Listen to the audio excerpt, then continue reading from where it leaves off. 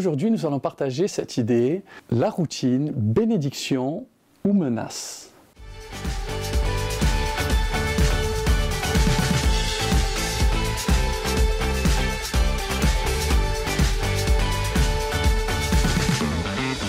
Bonjour bien-aimés, aujourd'hui je vais vous partager cette idée de la notion de la routine. On a dans nos milieux chrétiens, même évangéliques, la routine a une mauvaise réputation parce qu'elle est souvent synonyme de rengaine, de religiosité, de tradition, etc. Or, nous allons voir que la routine, effectivement, elle a un côté négatif, mais elle peut avoir à certains moments un côté extrêmement positif. Comme quelqu'un a dit, la routine, non, le rituel, oui. Alors, quelques explications. La routine peut être mortelle, j'en conviens à 100%. On se rappelle de ce passage lorsque Jésus avait 12 ans et que ses parents sont montés à Jérusalem, au temple. Jésus va échanger avec les docteurs de la loi et on voit qu'à un moment donné, lorsque les parents vont repartir au bout de quelques jours, ils vont se rendre compte qu'ils avaient perdu Jésus. Ils ne retrouvaient plus Jésus. On voit ici clairement que les parents de Jésus s'étaient quelque part habitués à lui. Ils ne s'étaient pas rendus compte de l'absence de sa présence.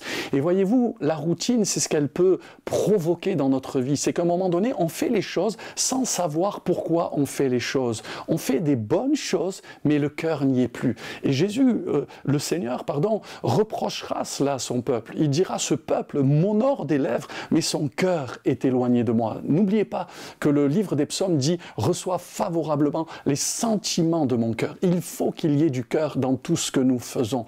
Alors la routine peut être mortelle quand finalement les choses ne sont plus que des habitudes. En revanche, la routine non, mais le rituel oui. Et on voit chez Jésus par exemple que Jésus ne tombait pas dans la routine, mais Jésus avait des coutumes, des rituels. Savez-vous par exemple que l'Écriture dit que Jésus avait la coutume de se rendre chaque sabbat à la synagogue. Il n'y était pas tous les jours, mais il y était tous les samedis. Il prenait le temps de se rendre au temple. Jésus en avait la coutume, comme il avait la coutume de faire la lecture de la Torah.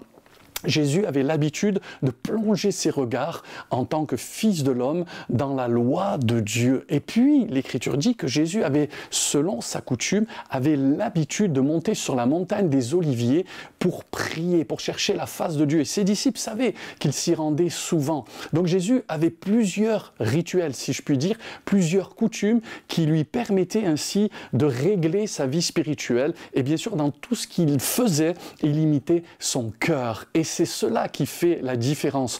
Mettons du cœur à l'ouvrage, mettons du cœur dans tout ce que nous faisons. Quand nous prions, quand nous lisons la parole de Dieu, quand nous allons non plus à la synagogue, mais dans la maison de Dieu avec nos frères et nos sœurs, ça fait la différence quand nous faisons les choses non pas par habitude, mais quand nous avons bien sûr des coutumes, mais des coutumes qui ont du sens. On sait pourquoi on fait les choses, alors on les fait de tout notre cœur. Bien sûr, aller à l'église n'est pas une fin en soi, mais connecter avec des bien-aimés, des frères et sœurs pour être des sources de bénédiction, c'est ça le but. Prier n'est pas une fin en soi, mais prier pour rencontrer Dieu, c'est ça le but. Méditer la parole de Dieu, lire n'est pas une fin en soi, mais tirer profit d'une vérité qui s'applique à ma condition pour aujourd'hui, c'est ça le but aujourd'hui. Marcher selon la parole de Dieu, marcher selon la loi de Dieu, selon les commandements de Dieu, et nous n'accomplirons pas les désirs de la chair selon l'esprit. Voyez-vous, il faut donner du sens. Alors, la routine est-elle une menace ou une bénédiction?